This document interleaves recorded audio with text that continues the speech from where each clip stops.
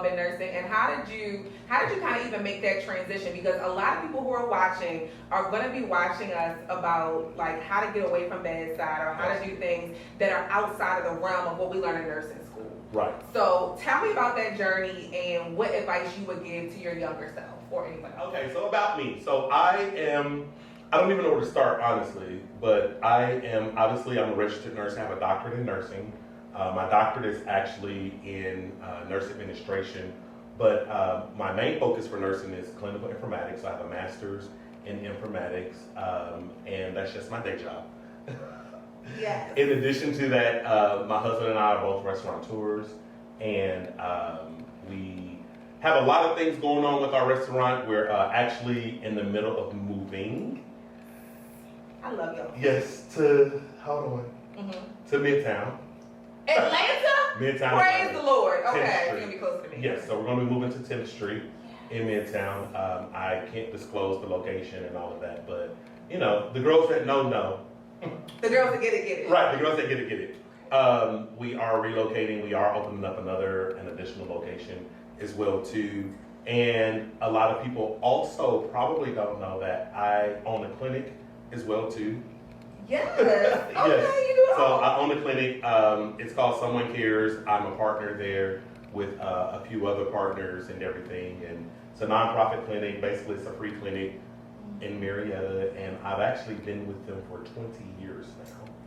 I started off as a volunteer, passing out condoms in the club parking lot to get into the club Okay, for love free. that. Right, and then progressed on, and once we started the clinic and everything, I was already a nurse by that time, and so I was one of the first nurses there.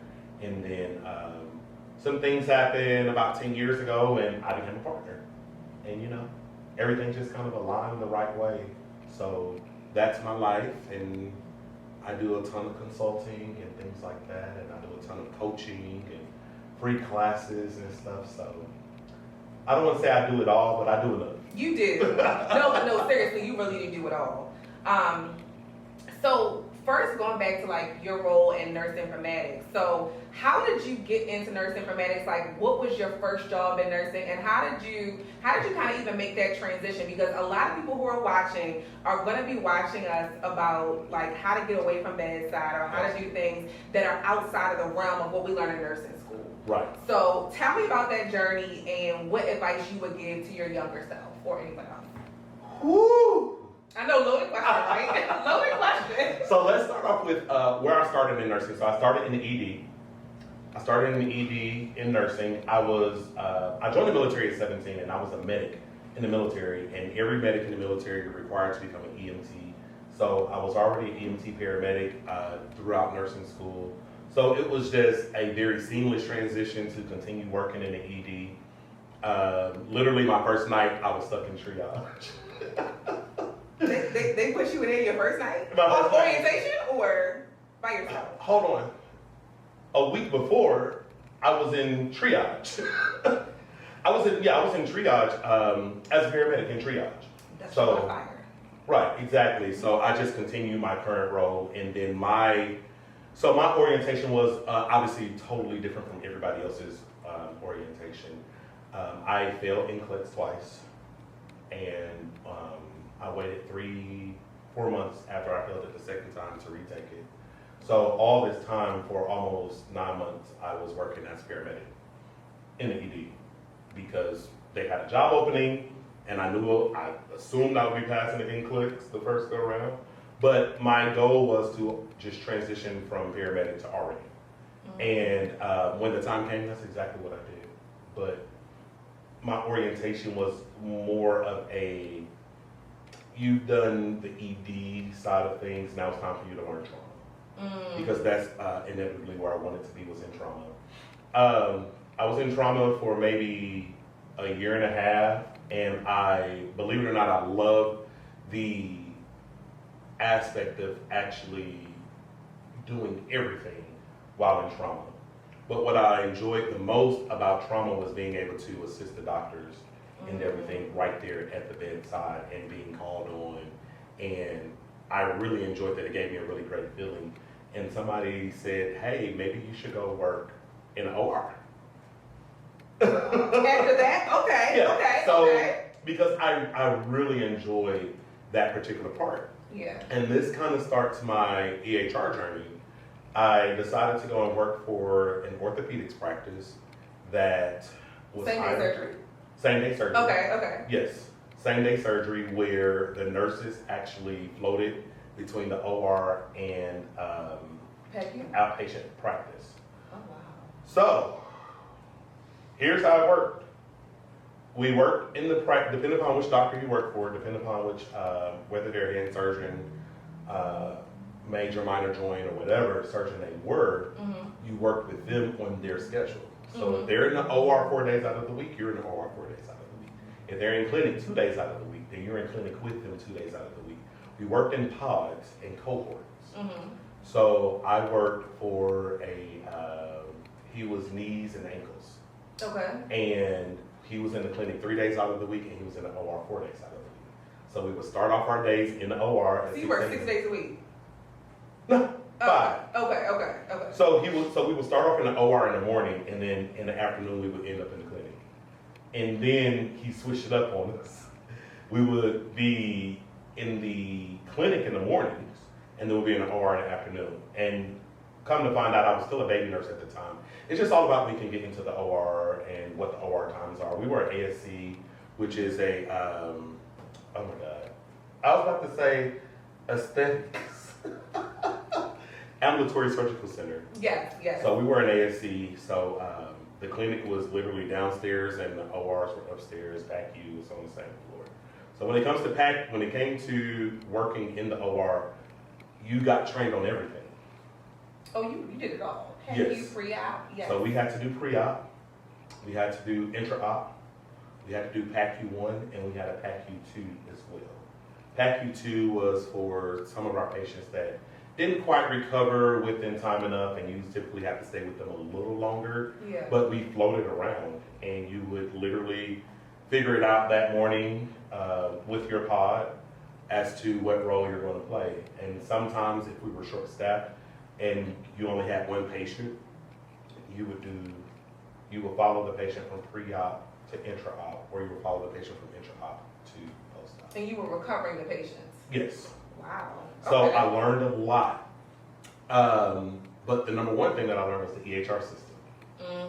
And they were on a very robust EHR system at the time. And I did not immediately go into training when I started. I had to wait maybe 3 or 4 weeks before I went to training.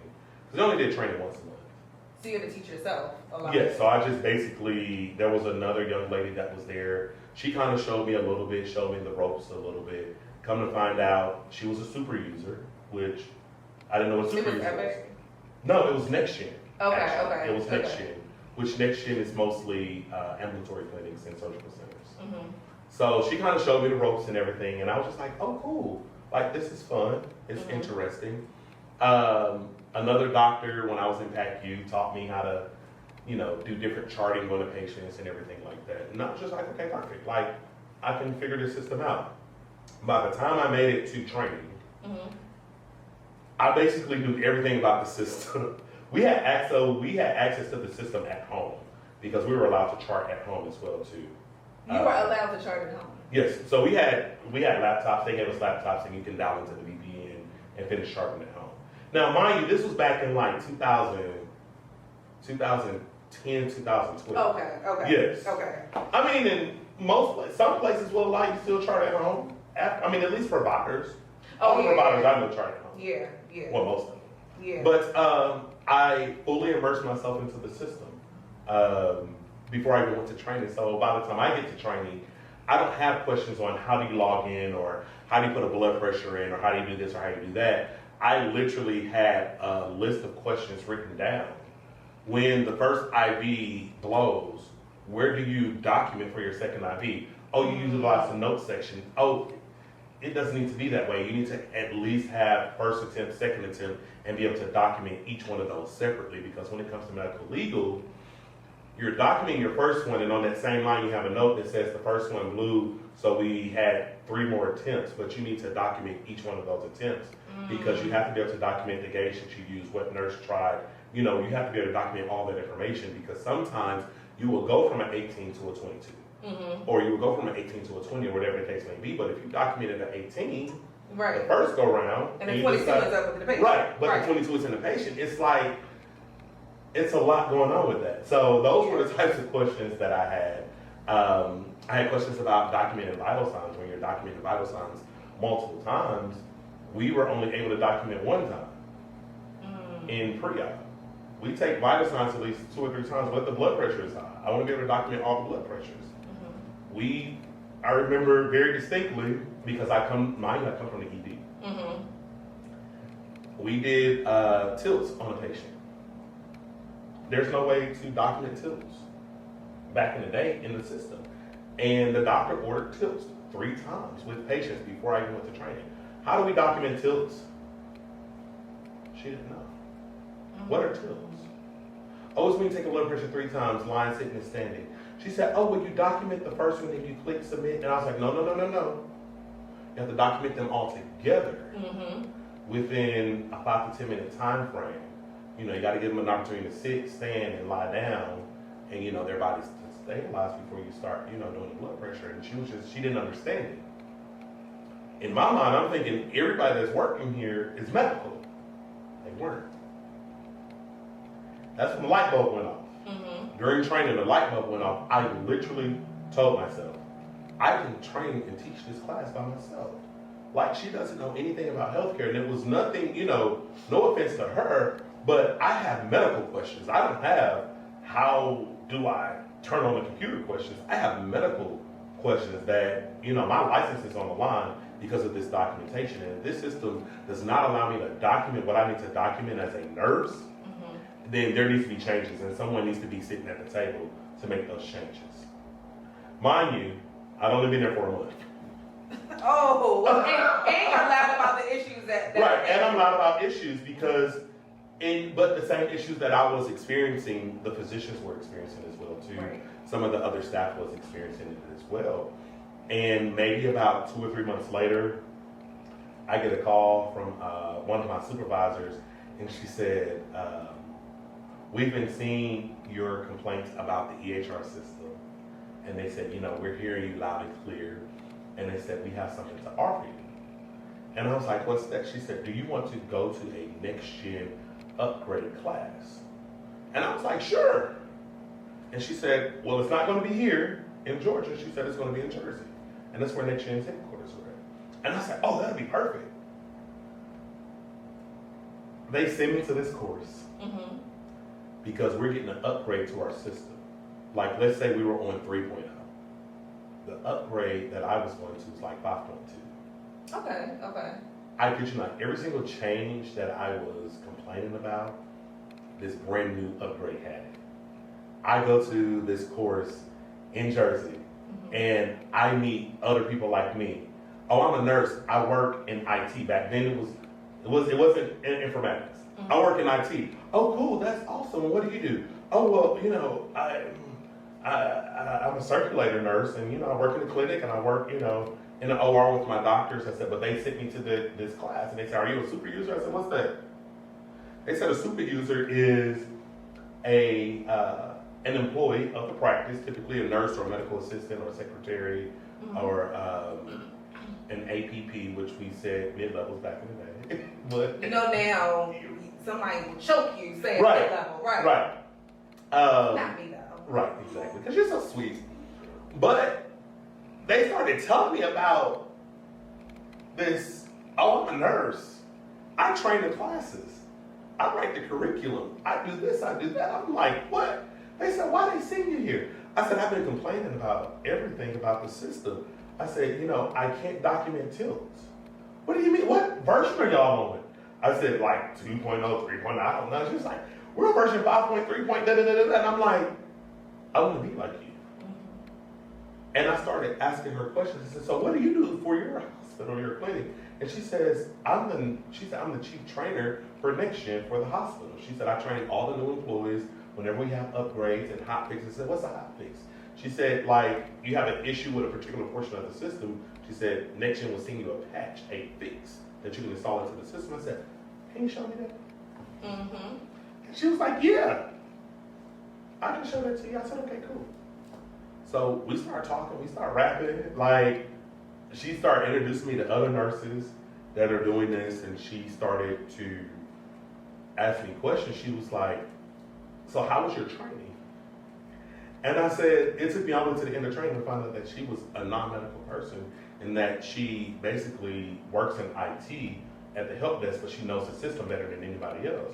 I said, but I asked her, how do I do this? How do I do that? And I said, she didn't really understand my medical lingo. I said, so I stopped asking questions after I realized that I was up against someone that didn't understand me. I said, so I had to just figure things out on my own. And she was like, oh, poor baby. She was like, you should be like us. I was like, okay, cool. So we go through the upgrade training and everything, and I'm saying a brand new system. It looks different, it operates differently, and we were getting it in a month. I get back to work the next week. We were there for 3 days. I get back to work next week. I'm telling everybody, the new system has this. You can be able to do this, you can be able to do that, and da-da-da-da-da. We learned how to do this, and I learned how to do that. And the same supervisor came to me that Monday. Everybody's talking at this point. So this is probably 1 or 2 o'clock. She said, I take it that you enjoyed the class. I said, I did. I said, oh my God. I said, I learned this and I learned that. I said, then I met another nurse. I said, she actually does the training. I said, I want to do the training. And she said, that's why we sent you. She said, you're going to be our new super user. I said, great. She told me a super user is da-da-da. And I'm like, all right, cool. I'll be a super user. What am I going to be doing? So I had access to the system before everybody else did to just really learn the system and develop curriculum for the system. I never trained anyone in that particular capacity. But I just said, if you just treat it like a classroom, and I've been in school my whole life at that point, just treat it like a classroom, you should be all right. And that's how I got into informatics, is by complaining because I didn't like our system and the way it operated, to go into a course, to learning the system and learning its different intricacies and things like that, but learning how to develop the system, but started to train the other staff, created and developed a training program for the clinic. We no longer did training once a month. We did training once a week.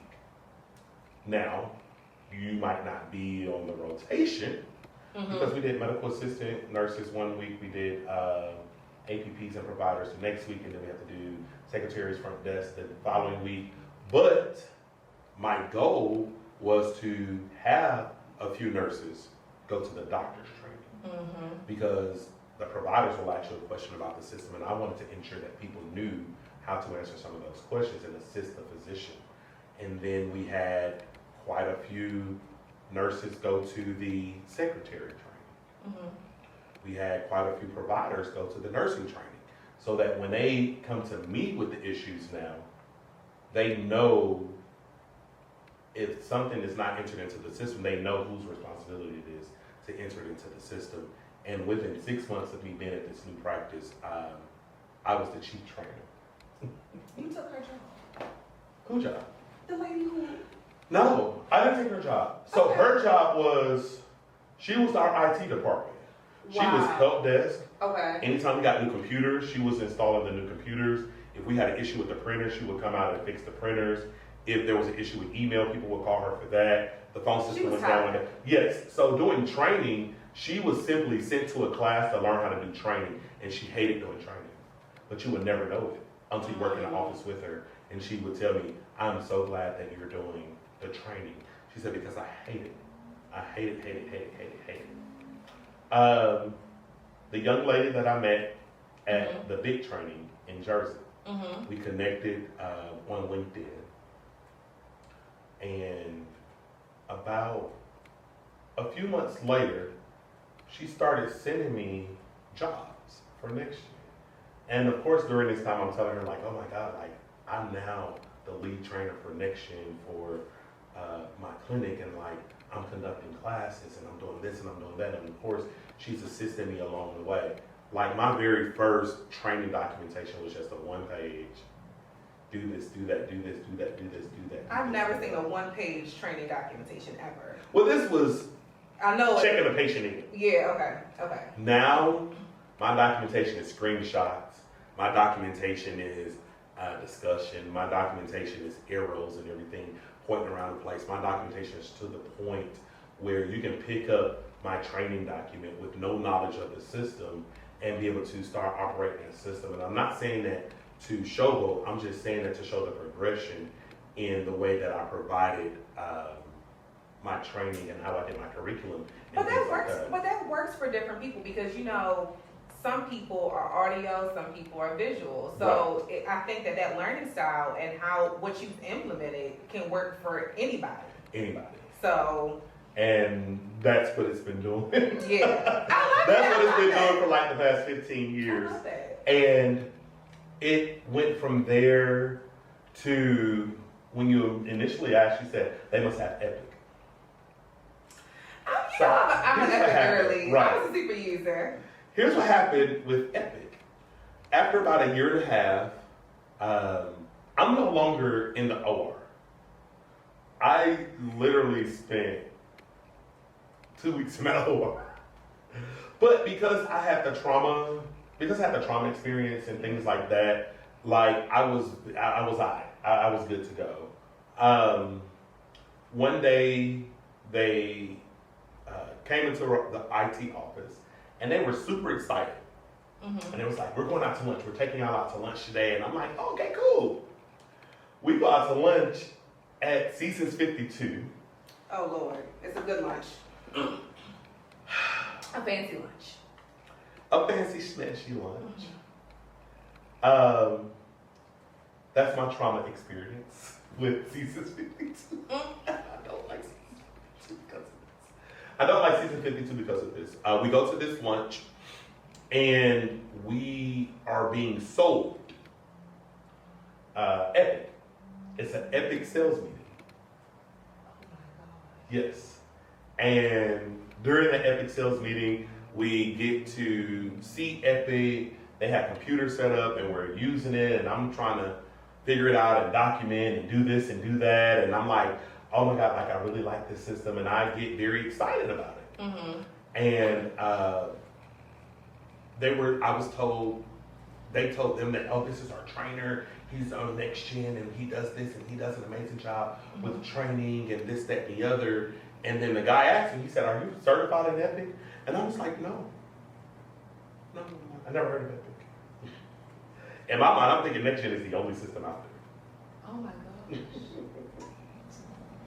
Epic and what? Meditech? It's Cerner, you know. Back then. Okay. So this is like 2009, 2010 era. Yeah. So I'm thinking these are the only ones. Like I wasn't like I am now, where like, you know, I can work for 4 or 5 different hospitals. I worked at one hospital. I was like, I love this hospital. I'm never leaving. Right. That's how I felt about Cerner until I got on Epic. Until you got on Epic. Yeah. And he was like, oh, so when it comes to our trainers, you know, you have to go to the training academy and do this and do that. And I was like, okay, cool, perfect. I said, that sounds amazing. They sent me to Jersey already, and you know, I go to different. I've already been to a couple of conferences and things like that. He was like, okay, great. He said, you're going to love it. You're going to enjoy it. Let's exchange phone numbers. Mm-hmm. And then they'll call me up and like, hey, we're going to be on site for 3 days, and we have to talk to 3 different departments. Okay, cool. So wait, and I was just literally sell the system. This is $20,000 in 3 days. In 3 days, or 1 day. And this is like 2015. Like this is before. So this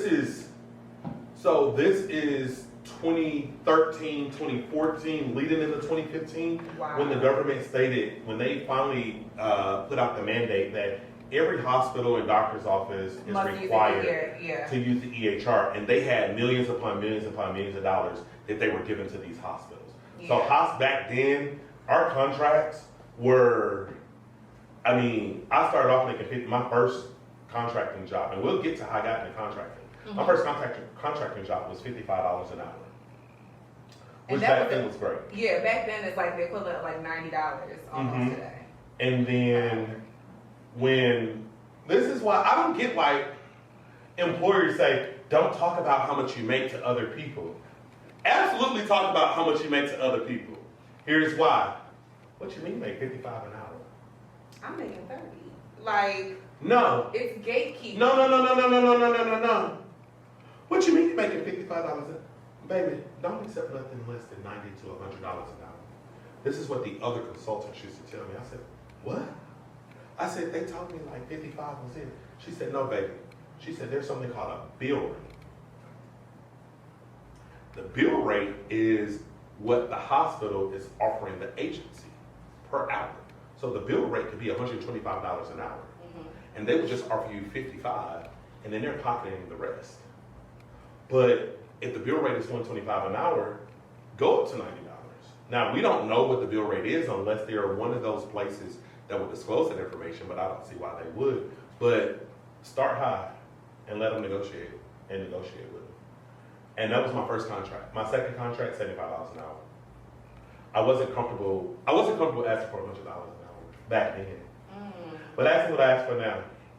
Okay, so before now I'm gonna ask that, but another big part that I'm gonna ask you about is about negotiations, because I can see that you're a master with absolutely number one, saying what your worth is, absolutely. And then number two, communicating that worth, because that's yes. why I think a lot of nurses mess up, mm-hmm. and that's exactly why they're leaving money on the table. So let's get into it. So when it comes to negotiation, you have to have 3 numbers in mind.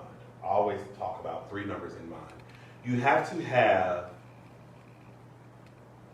the number you absolutely want to be at, mm-hmm. and you have to have the number that you will not go below, and then you have to have your starting number. When do you formulate those numbers? Like, do you start thinking about those before you even apply to the jobs, or when you're in the interview process? Before you even apply to the jobs, you need to know what your worth is. You need to know what the industry standards are for your particular specialty, with your years of service, with the area that you want to be in. All of those things go into play when you're looking at your salary. One thing I don't understand when it comes to nurses is why is that such an issue? Because when it's someone that works in HR, or someone that's an engineer, or someone that, let's say even a bus driver, they know what their worth is. They know the average pay for bus drivers in my area is going to be $35 per hour. I've been driving buses for 20 years. I know that I can get $45 an hour because I have 0 citations on my record. I have 0 accidents on my record. I have over 1 million miles driving on my record, so I have experience. Mm-hmm. So I'm going to go in asking for $50 an hour and let them talk me down. And that's how it works the same way across the board for everybody. Just because we're nurses doesn't mean that if we know that this particular hospital only offers $45 an hour, that I'm just going to accept it. Because guess what? They can offer you more than $45 an hour. Mm-hmm. You just have to be able to know how to express that when they ask you, why should we give you this amount of money? Because anytime you're asking anyone for more money, you have to immediately be able to start proving yes. why. So you first start off with your years of experience. Don't talk about, I made a 4.0. Baby, you made a 4.0 in no one cares. 20 years ago. No one cares. Right. You want to talk about how many years you've been in nursing. Then you want to talk about how many years you've been in your particular specialty. And if you've been in your specialty for more than 5 years, you need to have a board certification. I'm sorry. Not having a board certification is leaving money on the table. So I have a board certification as an ED nurse, and also have a board certification as a clinical informatics nurse. Mm-hmm. So if you have a board certification, especially CCRNs. Oh, absolutely. Especially CCRNs, right. Just let them know. I have experience, and not only do I have experience, I've taken the additional step to get additional education in this particular role, mm-hmm. As a nurse. Mm-hmm. And then you want to talk about some of the things that you can actually do. Well, I come from a hospital where our ratio is 6 to 1. Your ratio is 4 to 1, so I'm going to be more efficient and more effective. Mm-hmm. Or I come from a hospital where we're 2 to 1 in the ICU. You're 1 to 1 here. So I'm going to be twice as efficient, mm-hmm. twice as effective. or if you have a master's degree, or you have degrees in other areas, that's when you start talking about those particular degrees. Well, I have an MBA, so I can really focus on the revenue cycle management side of things. Start learning these terms because these are buzzwords in nursing that will make administration think, okay, this is why they're asking for this amount of money. Don't just ask for the money and not have something to back it up with. But when you know what you know, what you know, what you know, you can go in very confidently. And people say, why do you start off with 3 numbers? So the number that you start off with is going to be our top number. So let's say, let's use $100,000 for example. Okay. There was a point in time where I said, I want to make 6 figures. I said, I want to make 6 figures. And everybody wants to make 6 figures. Right. But you have to figure out a plan. And that's how I actually got into consulting. So we could just jump back to that. They bought Epic. They told me, oh, you're not Epic certified, so you got to go back in the OR. I spent 3 days in the OR and I left. And took a contract. And you had enough. It wasn't that I had enough. I felt like I found my niche in nursing. Yeah. And they took it away from me. And I literally cried. I never cried over a job. I cried over patients, but I never cried over a job until then, because I felt like what I loved doing, which was EHR, was taken away from me. They put me back in the OR once Epic started taking over. And I just said, I gotta go. I'm no longer in my particular role. I spent 3 days. I left on a Wednesday, and by Monday, I was back in New Jersey working for next year as a I love consultant, it. making 6 figures with one decision. So let's jump back to negotiation. You want to make 6 figures. You want to. So let's think about $100,000. If I come in and I say I want to make $100,000, I know that you had posted what you had posted. I want to make $100,000. They're going to start talking you down from 100,000. They're going to probably talk you down to probably about 80, 85. But if you go in like I do, above and beyond, go in and say I want to make $125,000. That's an astronomical number to ask for if you've never been there before and you really don't have the experience for it. But go in and say I want $125,000 a year. Okay. Well, you don't have the experience for that amount, but tell me, why do you feel like you deserve $125,000? Well, I've been in my role for X amount of years. I have this particular degree. I have this particular board specialty. I've done this. I've done that. I have 5 Daisy Awards, or I was on the MassCal team for this, or I participated in this particular event or that particular event, and then you start quantifying why you want to make $125,000. The goal is not $125,000 a year. The goal is to be above where you're comfortable being at. You can ask for 125, but think realistically, how can I survive? Can I survive off 95? Can I survive off 85? If 95 is your number, then that's where you're comfortable at. That's comfortable. But then that bottom number, you have to have a bottom number, which I always say has to be only like no more than $10,000 less than where you want to be. That bottom number, 90,000. I cannot go below 90,000. But you have to have the thought process. If I'm above 90,000, then I've won. Because remember, they're only offering 85 for the road. So you start off at 125. They're going to chip away. Their final number could be 101, 115, 110. Their final number could be 100.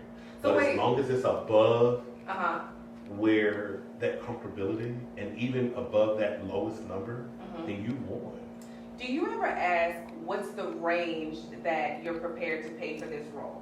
Do you ever ask that? Yes, I always ask. Okay. That's usually the very first question. Whenever I get an email, the first question is, what's the range for this role? Because the thing is there's roles that are out there, and someone that's been in the game for 20 years at this point in time, there's roles that are out there that I absolutely will not take. Absolutely. And it starts off with, how much are y'all paying per hour? And if, like, my number now is $150 an hour. That's, if we're in the ballpark of that, then I'm good on the project. Now, it depends on the project. If it's just a quick 2-week project and now it has to be tax free, it has to be 1099. Mm-hmm. They have to pay all my expenses. Okay. See, at 150, I pay my own expenses. Mm-hmm. And that's just standard across the board. Like, you're getting paid $150 an hour, you cover your flights, you cover your hotels and all of that. But there's been times where I took $95 an hour, but they pay for the hotel up front, they pay for my car up front, they pay for all of my food and expenses on the back end after I submit my receipts. So it's just kind of an algorithm that you have to have internally to ask yourself, whatever this particular situation looks like, is this going to work out for me? And 95 works out for me if you're paying all of my expenses, because they don't use Frontiers. I mean, you fly in Delta, like you're flying great. Frontier. I know. You're flying good. I mean, you're eating good. It's safe, I think. And they never had no crash. Spirit ain't never had a crash either. I don't know. I need to look up the statistics on that after. But go ahead. But when it comes to negotiation, know your worth and understand your worth. But the number one thing I feel people should be is you should be honest with yourself and realistic. Now, I know you preach to the girls. Oh no, I couldn't be realistic. Right, you preach to the girls about, Yeah. I want to travel. But baby, you need to put your 2 years in first. Because ain't nobody going to hire you outside of that. But you have to still be realistic with, with everything. You can't go in and say, oh, I have 3 years of experience and I want to make $95,000 plus a year. Mm-hmm. But your 3 years of experience is not consistent at one particular hospital or not consistent in one particular specialty because you're trying to find it out and trying to figure it out. I mean, when it comes to me, I know my worth. I've sat on both sides of the table. Mm-hmm. I've been the project manager that brought on additional resources and knew what the bill rates were. But I knew what everybody else's experience was, and I knew how much we could pay them per hour, because as a project manager, you have to be able to maintain your budget. So I can't just, you look good on paper and you sound good over the phone and you interview very well and I want to give you $125 an hour. Because for every single hour, I got to pay $125 out of my budget. Mm-hmm. And if you're anybody like me, a 40-hour work week, that's not existent. You're working on these systems, you're looking at 50 to 60 hours per week. Mm-hmm. You're looking at working overnights. Lo and behold, don't work third shift at a hospital where you got to train the third shift people. Third shift don't come in during the day. Third shift come in at third shift. So you got to work overnight as well too. Sometimes I work 16 hours, making $125 an hour. And I got to be up the next morning to do it again. But be realistic about it.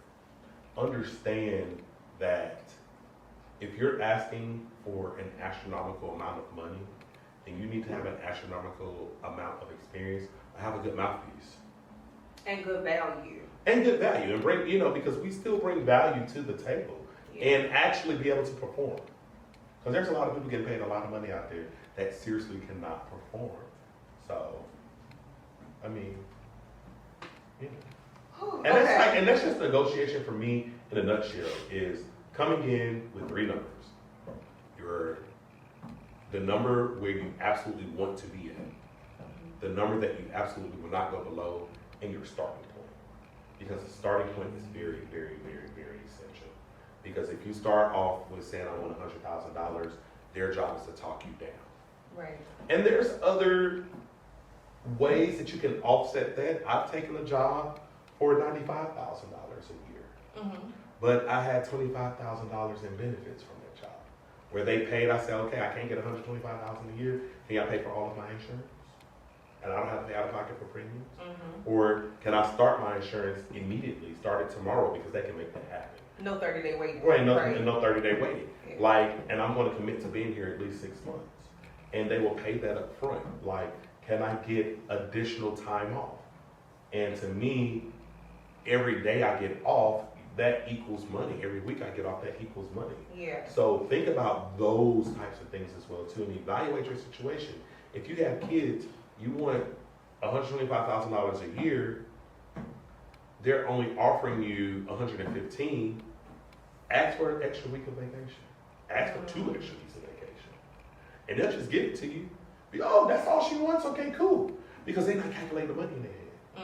Mm-hmm. In our mind, that's free money. on the table. I got now a whole month when I only had 2 weeks. And you can negotiate those types of things. You can request those types of things as well too. Like, I know one girl, she get her childcare paid for. I know that's right. She's like, hey, y'all want to work overnight? I've never worked overnight. I need childcare overnight. And that's included in her check as FSA under HSA. And she pays the overnight daycare through her FSA plan that she doesn't even put money into. They put the money into. Okay, so I got two questions. It's a kind of loaded question. So the first one, we got to talk about AI nursing. Yes. We've got to talk about that. But I also want to know what you think the job outlook is like for nurse informatics. And also because, again, I think people are using AI to say, is this even a field I should still go into? And then the other side of my question is, for the job outlook, what do you think most people who are getting into the field now have? Like, is it mainly master's degrees, mainly doctoral degrees, or do most of them have a master's in nursing informatics? Like, what trends are you seeing now? Because we know it's a different market now than, 10 years ago. Right. It's getting super competitive. Right. So. I'm sorry, I know it was No, so it's much. fine. So let's talk about the job outlook for nurse informatics and what we're seeing currently, current trends that we're seeing. So I blow people away with this all the time. The individuals that are getting these jobs are the individuals that, when they ask for volunteers in the hospital, who wants to go to this training? Raise your hand and say, I want to go. Who wants to be a super user? Raise your hand and say, I want to be a super user. When they say who wants to do additional training or whatever, or it doesn't matter, who wants to assist during our next upgrade, raise your hand and say, I want to assist. That's the easiest, surefire way to get into informatics. Very few of us have master's degrees in this area. It's a lot of the things that you just said, to me, the quality, the stuff that stood out is self-starter. Self-starter, yes. You have to be. You have to be a self-starter to get into informatics, because it's still, though it's been around for over 20 years, informatics has always been around. We just gave it a name recently, within the last 10 to 15 years. But every single nurse already has the skill to do nursing informatics. Every nurse has the skill to do nursing informatics. Here's why. We already know what we know as nurses. At this point in time, every nurse knows how to document. Yeah. I can guarantee you, any nurse can finish watching this live and go into a hospital in their specialty and train every person on the floor in the EHR. You're right. Whether you're tech savvy or not, you can do it. Why? Because you do it every day. And when people say, how do I get a job? Your resume basically has to scream, this is what I do. Right. And we're not saying that we're lying. No. Because, and I do this during one of my lives, I say, everybody by a show of hands, raise your hand if you show somebody how to click on something. How do you input in a medication? How do you stop a medication? How do you fulfill an order? How do you pen the order? How do you sign an order? How do you document this, document that? We've all done it. We all know how to show somebody else how to do it. You just got to be able to translate that into your resume to be able to show whoever the agency is or whoever the hiring manager is that you know how to assist people with the system. There's so many different jobs within informatics. Like, I've had, of course, data analyst jobs where I'm having to look at the data and be able to provide a report to providers. But that's not the fun part for me. The fun part for me is at the elbow support, where I'm sitting right here with you. Or click there. Or I'm with the providers and I'm like, yes, sir, you're going to click there. Oh, you're going to click there. Now we're going to click sign. Okay, great. Now put your fingerprint. That's all you're doing. $125 an hour. Or you're standing in front of the class and you're teaching the class on how to navigate through the EHR system. Or you make $20,000 by selling the system for a company. It's so many different ways to get into informatics, but you just have to be a self-starter with it. Now, here's where I'm going to take everybody for a loop. Okay. You don't even have to be a nurse. Majority of the people that are providing training and at the elbow support are medical assistants and secretaries or front desk personnel. Why? Because during training, they're the ones that are going to every single training class. They have the ability to go to these classes. Typically, the nurses, if you're in an ambulatory clinic, the nurse can't really go to the class because that's usually the only RN there, and they're regarded as a provider. So they're always busy with the providers, but it's the medical assistants and the front desk individuals that can go to all of these different training classes and learn the system. And then when someone like me comes on site, I'm like, I know you can make what I make. I don't have a degree. You don't need a degree. You just need experience. And you need a personality. Yeah. Because everybody cannot get in front of a class and teach. Yeah. And the classes are 8 hours long. Right. Like some people will put you to sleep. Yes, and you have to be able to know how to teach a class. Yeah. The very first time I taught my first class, it was to people I already knew. So that started me being comfortable teaching in front of people and showing people. My teaching style is, we have an admission for a patient. We've already done our assessment of the patient, and now it's time to document. So now we're going to document, we're going to log into the system, we're going to find our patient, we're going to make sure that we have the correct patient, we're going to make sure that, you know, all the diagnoses are in the system, and we're going to start charting for that particular patient, and we're going to start doing this and doing that. And when you teach people that way, just take you through your day. Okay, guess what? Everybody stop charting. Save that patient, boom. We just got another admission.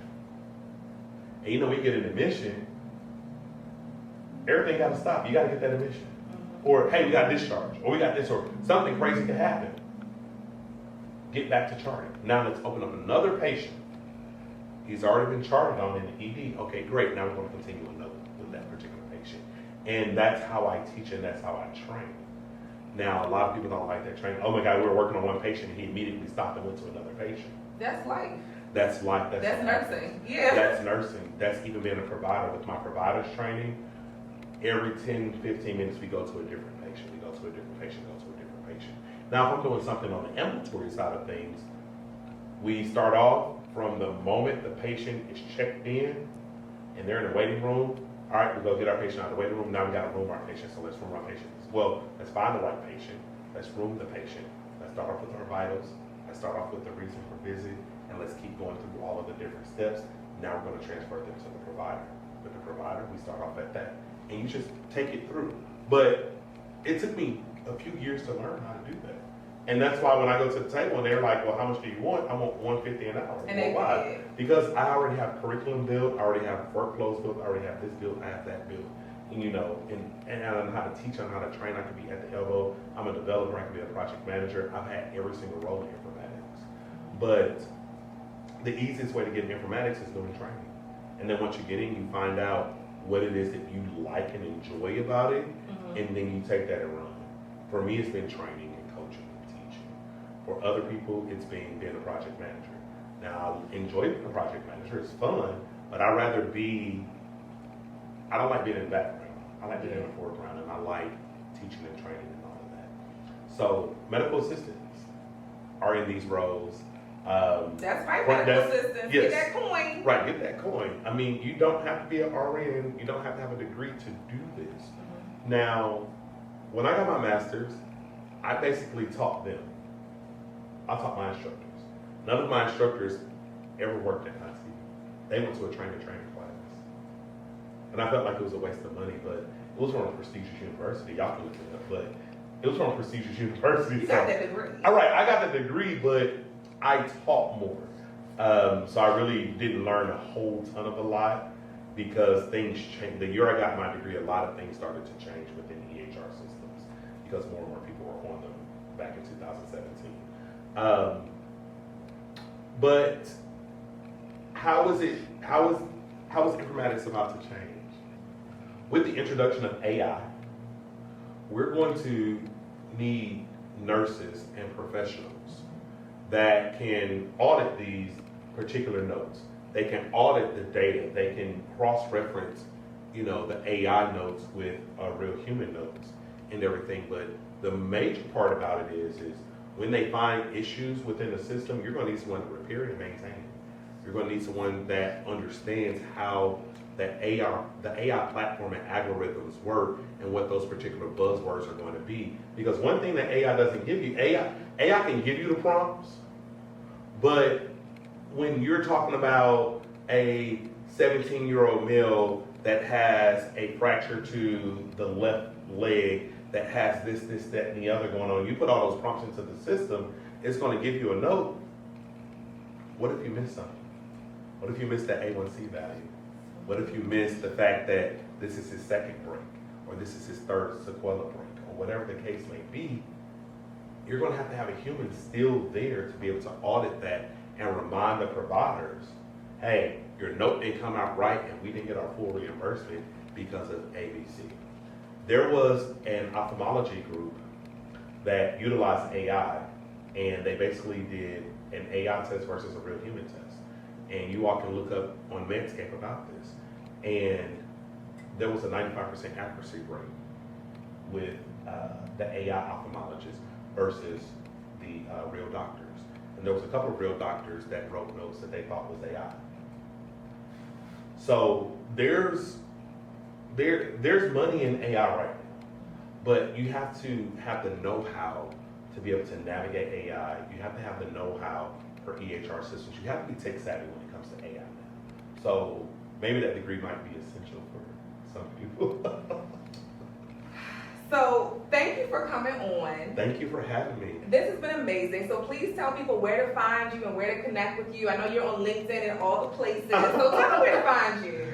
If you just go to Instagram at Dr. D Show on Instagram, you can find me. Link in bio, of course, and that links you to all of my other social medias and everything I have going on. Yes. Well, thank you again. Thank you. Yes. That was great. Great episode. Thank you so Absolutely. much.